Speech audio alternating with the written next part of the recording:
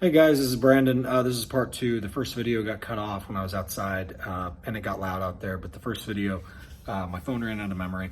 So anyway, to continue here where we were, I was explaining how what made me so mad about the Justin situation was you think you know somebody and then all of a sudden they get weird.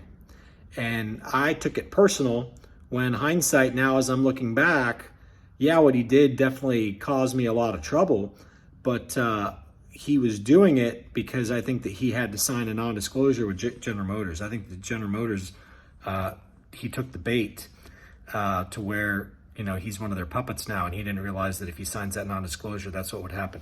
Sorry, I'm trading stocks while we're doing this. So I'm watching this to see what's going on. Crazy day in the market, huh? Everything's flying like I said it would. I'm actually hoping it comes back down here for a second. General Motors stock is way up. Anyway, so in a nutshell,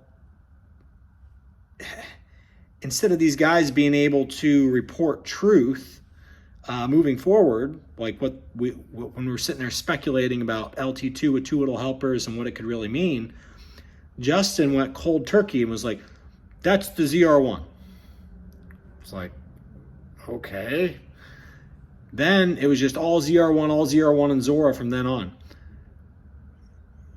In a nutshell, like I said, General Motors is going to have these options available on multiple different cars, in my opinion, is what's coming. So I'm probably going to have to end this video because I need to do some trades because things are going crazy. But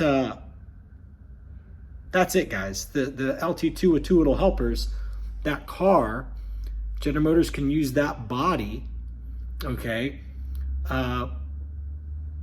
or a body like that front pass-through car. They can use that on the quote-unquote lower ERay, which could become the Grand Sport X. And so Justin has recently been reporting that all these different cars are going to be part of the ZR1 family. So instead of General Motors doing a Grand Sport family, which is what they were originally going to do, it could be possible they're going to do a quote-unquote ZR1 family, and then they're just going to save the bigger, faster car for the name Zora, which is fine. It's still what I said was going to happen, but basically General Motors has figured out a way to make me lose technically on my bets. So be it, whatever. The point is, I've been explaining all along, the cars at the ring had multiple engines. I was the one explaining that. They were testing the dual electric front motors on the lt2. They were testing the dual electric front motors on the Z06. They were testing the dual electric motors. Do you guys understand now why their cars at the ring sounded different in the different sound clips? I was explaining this all along. I said they're testing the front pass-through on all the different cars. The front pass-through is probably going to be an option on all the different cars. They need to do the front pass-through to make room because they got to invade the frunk anyway for the two electric motors. The two electric motors, they had to first solve how to do one electric motor, okay, with the torque vectoring. Now with the two electric motors, they're solving even further how to do the torque vectoring with two electric motors. So they're basically doing like a Ferrari SF90, which is one of the cars that they benchmarked against.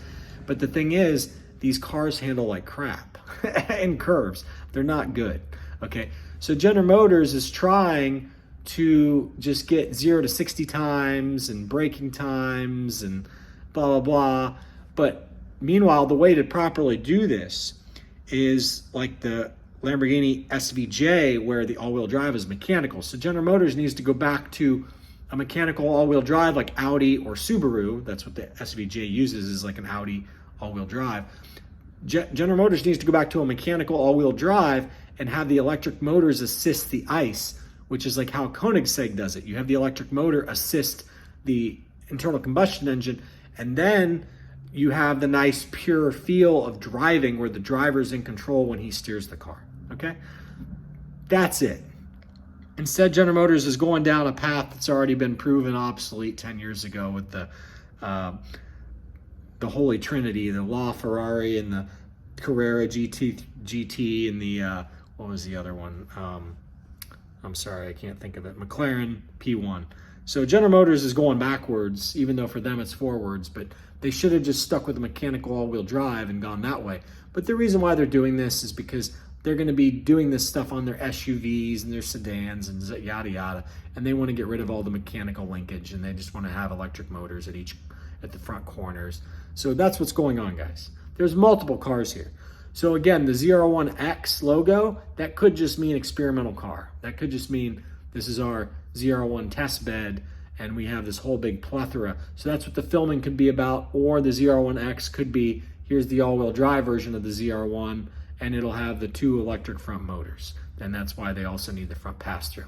All right, see ya.